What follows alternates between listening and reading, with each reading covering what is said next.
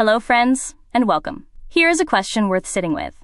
What is the one piece of software running right now on your Android phone, on the servers that stream your videos, and on every one of the world's top 500 supercomputers? The answer is the Linux kernel. And just last week, on June 14, 2026, Linus Torvalds released Linux 7.1, and in that single update, more than 140,000 lines of old obsolete code were cut out in one go. That is not a minor patch. That is a living, evolving core being actively shaped by over 2,000 developers. So what exactly is this kernel, and why does it matter so much? Let's find out. Alright, let's build the mental model from the ground up.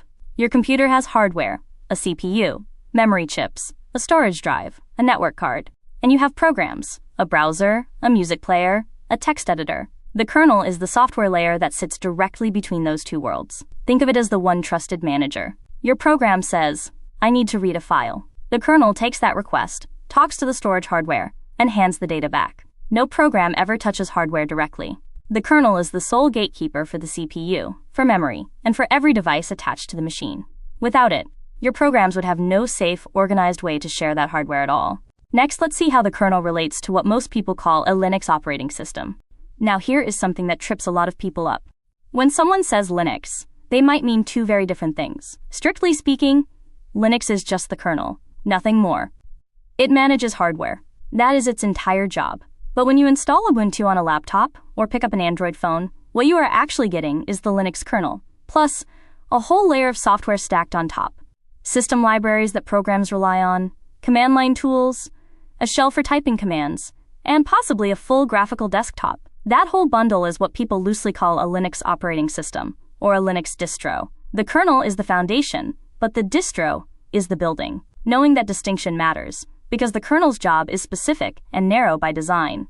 And that design has 4 core parts, which we'll walk through right now.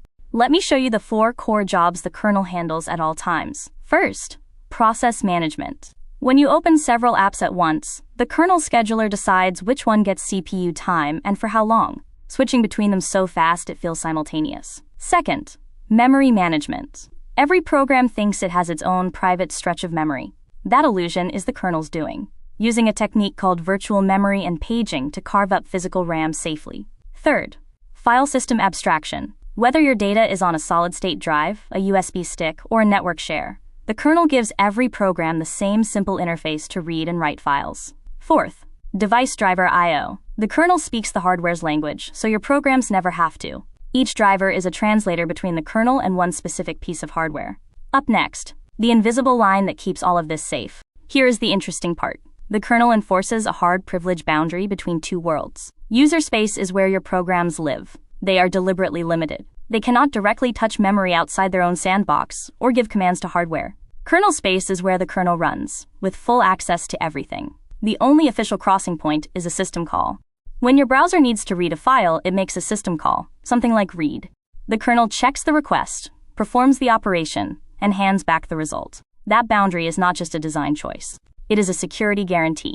And you can see exactly what happens when it breaks. Just this month, Singapore's cybersecurity agency issued an advisory for CVE 202-20492, a cgroups flaw rated CVSS 7.8, where an attacker could cross that privilege boundary unsafely and take control of the host. The boundary is real, and keeping it intact is everything.